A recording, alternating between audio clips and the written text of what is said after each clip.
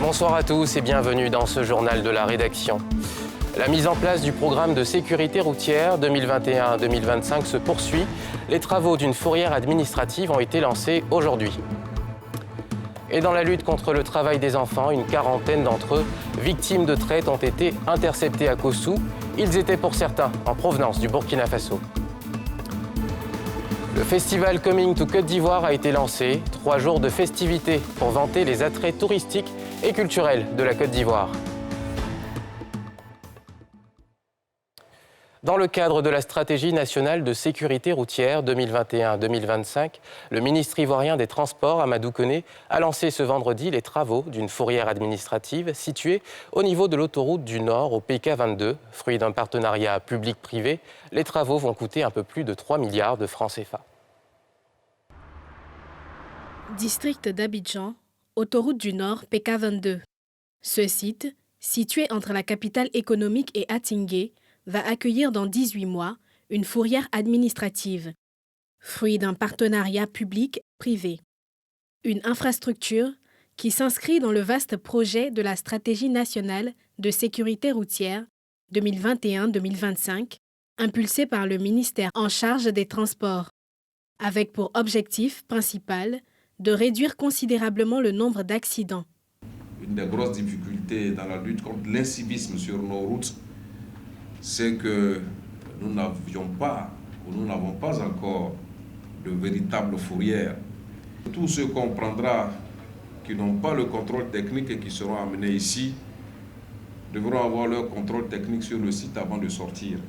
Il va contribuer non seulement à créer des emplois, mais à moderniser davantage l'action qui est menée en collaboration avec les forces de l'ordre pour que nos routes soient sûres, pour que nos chauffeurs soient sûrs et pour que nous perdions moins de vies dans la circulation routière dans notre pays. La présente fourrière s'inscrit totalement dans cette vision de gestion intégrative qui doit permettre de faciliter à l'ensemble des acteurs de la chaîne de valeur, depuis nos forces de l'ordre qui travaillent sur le terrain, qui s'investissent dans des opérations de contrôle et de répression, jusqu'à l'administration qui est en charge donc de gérer tous ces aspects. L'aménagement, qui sera opéré sur 5 hectares, comprend 2 parties essentielles que sont la zone administrative, qui représente 14% de la superficie, soit 7,754 mètres carrés, et la zone des parkings, représentant 72% de la surface, soit 4 hectares, pour un aménagement de 1546 places de stationnement. La tolérance zéro décrétée par la Première Dame contre la traite et le travail des enfants continue de porter ses fruits sur le terrain. En appui au Comité national de surveillance et de lutte qu'elle préside, les gendarmes en faction sur l'axe Yamoussoukro-Boisflé viennent de réussir un beau coup de filet. Sur renseignement, le capitaine Diané et ses hommes ont intercepté 2 convois de minicars avec à bord 40 enfants, dont 7 en provenance du Burkina Faso. Ces victimes de traite infantile ont été évacuées au centre social de Yamoussoukro pour une procédure de rapatriement vers leur famille d'origine. On écoute quelques réactions. Dans le cadre de la lutte contre le travail des mineurs, le général de corps d'armée, commandant supérieur de la gendarmerie nationale, a initié une opération au plan national.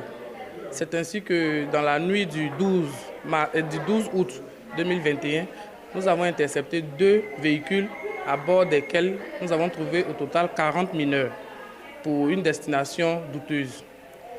Alors, ces enfants sont mis à la disposition du service social de Yamoussoukro et une enquête est ouverte. C'est un cas de traite et exploitation d'enfants. Voilà, trafic, traite et exploitation d'enfants. Et ce cas-ci est vraiment récurrent. Voilà. Et ce qu'il y a à faire, c'est que déjà, au niveau ici, le représentant du consul est déjà alerté. Lui, avec notre ministère, on va mettre les enfants en maison d'accueil. Le temps que les parents qui sont déjà avertis viennent chercher l'enfant pour les extrader au Burkina Faso. Ils se sont mis d'accord pour améliorer les revenus des producteurs. Ils ont adopté un logo et un budget de fonctionnement. La Côte d'Ivoire et le Ghana, leaders de la production mondiale de cacao, viennent de signer un accord concernant l'installation du siège de l'initiative cacao. Et c'est la ville d'Accra qui a été choisie pour abriter les instances de l'entité. Un reportage de Nadia Ija. Instaurée en mars 2018 par la déclaration d'Abidjan et les présidents ivoiriens et ghanéens, l'initiative Cacao Côte d'Ivoire-Ghana, coopération entre ces deux puissances productrices mondiales du cacao, s'opérationnalise. Après l'obtention d'un différentiel de revenus décent, l'adoption du logo et du budget de fonctionnement, les deux pays viennent de signer l'accord de siège devant abriter les instances de l'organisation à Accra. Un pas important qui bénéficie directement aux producteurs. D'autres producteurs ont commencé à frapper à la porte. Nous devons être forts pour défendre nos intérêts, je dirais l'intérêt de nos producteurs. Le différentiel du revenu décent, qui est de $400 par tonne, est un élément palpable qui permet de mieux rémunérer nos planteurs. Nous allons continuer à nous battre ensemble. Grâce à cette mutualisation des forces, la Côte d'Ivoire devrait pouvoir se tourner résolument vers la transformation du cacao tant souhaitée. Le président Houphouët disait que l'économie de la Côte d'Ivoire repose sur l'agriculture, mais ça va l'être davantage avec les réformes qui ont été initiées par le Conseil du café-cacao, où la tendance est en faveur de la transformation de nos produits pour une plus-value aux producteurs. Aujourd'hui, plus que jamais, nous avons décidé de nous accorder, le Ghana et la Côte d'Ivoire, pour pouvoir atteindre les objectifs de développement de notre secteur d'activité, le cacao, et de faire en sorte que le producteur ivoirien, tout comme le producteur ghanéen, vraiment soit au centre des actions qu'il mène et qu'on ne les oublie pas. Le secrétariat exécutif de l'initiative Cacao Côte d'Ivoire-Ghana sera conduit par l'Ivoirien Alex-Pierre Arnaud Assanvo.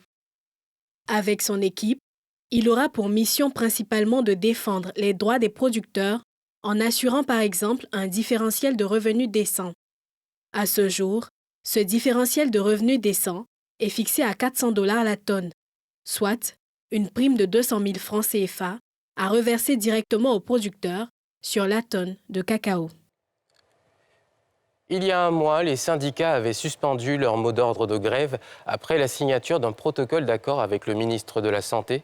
Un mois plus tard, le directoire des syndicats des agents de la santé regrette le statu quo sur ces importantes revendications, à savoir le paiement intégral des primes Covid-19 et la réforme hospitalière. Face à la presse jeudi, les leaders syndicaux de la santé interpellent leur ministre de tutelle sur cette situation qui pourrait déboucher sur une grève dans les hôpitaux publics. C'est un reportage de Thiemé Dandier et Éric Kimou. Un mois après le gel de son mot d'ordre de grève suite à un protocole d'accord avec le ministre de tutelle, les 14 syndicats des personnels de santé sont inquiets. Les préoccupations soulevées restent en l'état. Lors du point de presse, le porte-parole du directoire de la Cordi Santé dit attendre toujours le paiement intégral des arriérés 2020 et 2021 des primes Covid-19. Nous remettons en cause cette notion de solde de tout compte. La prime Covid est un accessoire de salaire des agents de la santé. En absence donc de tout accord sur le paiement d'une partie, nous demandons que ça soit entièrement payé. Autre point majeur qui n'a connu aucune avancée, la réforme hospitalière. Un dossier qui devrait permettre aux agents des hôpitaux publics de bénéficier d'une grille indiciaire et indemnitaire particulière. Alors que le PV d'accord prévoit la validation par un comité interministériel d'une dizaine de projets de décrets et leur transmission diligente au secrétariat général du gouvernement, nous constatons plus d'un mois et demi après l'absence de partage avec la Cordi Santé et même les autres syndicats du contenu final des projets de décrets et qui ont fait l'objet de nos revendications. Notons que le directoire compte en son sein une dizaine de syndicats des corps de la santé dont les agents administratifs et techniques, les infirmiers et les sages-femmes, tous impatients de l'avènement de la fonction publique hospitalière dont la loi a été déjà adoptée par l'Assemblée nationale. 300 millions de francs CFA, c'est le montant nécessaire à la réhabilitation de 30 écoles. Le Rotary Club Abidjan-Biétry s'est donné pour mission, pour son mandat 2021-2022, de réunir ces fonds afin d'accompagner l'école ivoirienne. Et pour ce faire, une tombola a été lancée lors d'un gala de bienfaisance qui s'est tenu au Palais des Congrès du Sofitel Hôtel Ivoire, Brice Niawa. Les Rotariens prennent d'assaut le Palais des Congrès du Sofitel Hôtel Ivoire pour un gala de bienfaisance. L'objectif, mobiliser 300 millions de francs CFA pour la réhabilitation de 30 écoles à travers le pays. Au cours de cette cérémonie, le président sortant, Antonio Dawanji, a passé le flambeau à Arthur Assi, président du Rotary Club Abidjan-Biétry, pour la mandature 2021-2022. Puis, s'en est suivi la vente de tickets de tombola. Une tombola qui a fait plusieurs heureux avec comme lot un poste téléviseur de 75 pouces, un billet d'avion Paris-Abidjan-Paris pour 2 et un véhicule type SUV. Pour le président nouvellement investi, la soirée a tenu toutes ses promesses. Globalement, les objectifs ont été atteints. On était dans notre première phase qui consistait à rassembler des ressources. C'est ce que nous avons fait aujourd'hui avec l'étape du gala.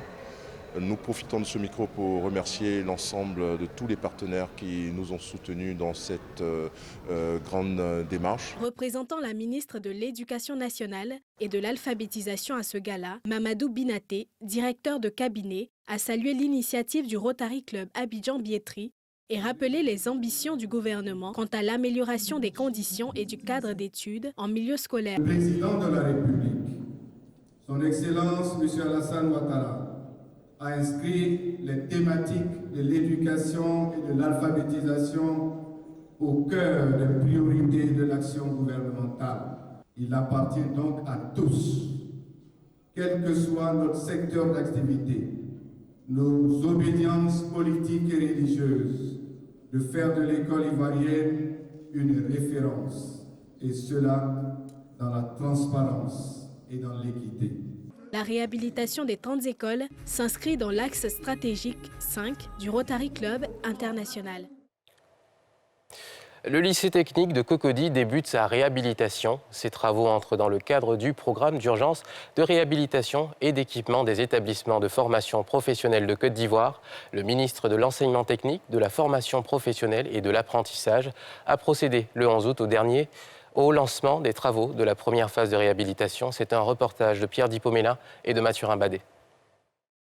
La réhabilitation du lycée technique de Cocody fait partie du programme d'urgence de réhabilitation et d'équipement des établissements de formation professionnelle de Côte d'Ivoire. Ces travaux, qui dureront 45 jours, seront entièrement réalisés par la société Omni Travaux, filiale du groupe Snedaï. L'entreprise Omni Travaux s'engage effectivement à finir ses travaux pour la rentrée scolaire, ne serait-ce que pour tout ce qui est salle des classes et administration. Et par la suite, nous allons attaquer dans un second temps les ateliers, où vont être faites vraiment les formations dédiées à la pratique, voilà, avec les équipements modernes des dernières générations. Il y a 3 écoles, notamment le lycée technique où nous sommes, de Cocody, le lycée technique de Yopougon et le lycée commercial de Yopougon. Donc simultanément, ces 3 lycées vont être attaqués ensemble et chacun, effectivement, de ces établissements va avoir des équipes dédiées. Et à travers chaque bâtiment, il y aura aussi des équipes dédiées. Donc vraiment, c'est plusieurs chantiers que nous allons ouvrir simultanément pour pouvoir réussir cet important challenge. Après le coup symbolique de peinture, le ministre de l'Enseignement technique, de la formation professionnelle et de l'apprentissage a visité les différentes infrastructures équipées de matériel de haute qualité. Nous sommes ici pour lancer les travaux de réhabilitation du lycée technique de Cocody. Mais ces travaux, comme je l'ai dit, s'étendront aussi au lycée technique de Yopougon et au lycée professionnel commercial de Yopougon. Il s'agit aujourd'hui, avec nos partenaires de Omni Travaux du Bénet, d'entreprendre des travaux de rénovation, de réhabilitation, parce que vous voyez, vous avez vu les salles de classe qui sont dans un état de vétusté. Et il faudra non seulement revoir les infrastructures, mais aussi les équipements. Donc l'idée, c'est d'avoir un lycée technique rénové, un lycée technique qui sera une vitrine pour nous, ici en Côte d'Ivoire, et qui permettra d'attirer les meilleurs talents en Côte d'Ivoire et peut-être même de la sous-région. L'ambition du gouvernement, à travers cette initiative, vise à donner un nouveau souffle aux établissements en difficulté, mais également contribuer à améliorer l'apprentissage professionnel à travers des réhabilitations adéquates et la fourniture d'équipements nécessaires à l'innovation pédagogique. Les travaux priorisent les aspects concernant le bien-être et la sécurité. La toute première édition de la Biennale internationale de la danse en Côte d'Ivoire a été lancée à l'Institut Goethe de Cocody. Le thème choisi pour cette première édition est une interrogation sur la place de la danse africaine dans le développement de la société. Cette biennale ambitionne de professionnaliser le secteur en Côte d'Ivoire et en Afrique à travers la formation en danse contemporaine. Reportage de Yeli Traoré et Arona Zeba. Spectacles, journées d'études, stages de formation et résidences de création, entre autres, tel sera le menu du 27 août au 17 septembre de la toute première édition de la Biennale internationale de la danse en Côte d'Ivoire. Pour l'occasion, les initiateurs ont fait appel au Gotha mondial de la danse et de la chorégraphie pour former et coacher les chorégraphes en devenir. L'idée vient effectivement du constat qu'on a fait en Côte d'Ivoire, dans notre milieu. Et c'est le premier constat. Et le second constat, c'est de voir effectivement que la danse n'est pas assez structurée en Côte d'Ivoire, elle n'est pas assez valorisée. Et à partir de là, nous nous sommes dit qu'il fallait effectivement créer un événement qui allait donner une visibilité internationale à la danse ivoirienne, à l'identité ivoirienne, de sorte à ce que nos compagnies, nos danseurs, nos chorégraphes soient valorisés. Pour cette première édition, les organisateurs ont mis en place un programme assez éclectique pour la réussite du festival. Nous avons d'abord le point phare de la Biennale, qui est le coaching chorégraphique, qui sera orchestré vraiment par des professionnels du métier, des chorégraphes internationaux qui viennent de partout dans le monde, des États-Unis, des Ivoiriens qui vivent en Allemagne, en Belgique, et des Burkinabés qui vivent en Belgique et qui sont reconnus en tout cas internationalement. Cette biennale se veut un creuset de l'ensemble des associations et structures opérant dans le domaine de la danse en Côte d'Ivoire, et les chorégraphes formateurs sont issus du continent et de sa diaspora, ainsi que d'Europe et des États-Unis. Le festival Coming to Côte d'Ivoire a ouvert ses portes hier, jeudi. Initié par la francophonie en fête, ce festival se tient sur 3 jours à l'Institut national de la jeunesse et des sports. L'objectif est de promouvoir les atouts touristiques et culturels de la Côte d'Ivoire. L'action sociale, l'éducation, la culture, l'humour et le tourisme sont au cœur de cette initiative qui réunit des artistes d'ici et d'ailleurs. Brice Niawa et Traoré Mohamed.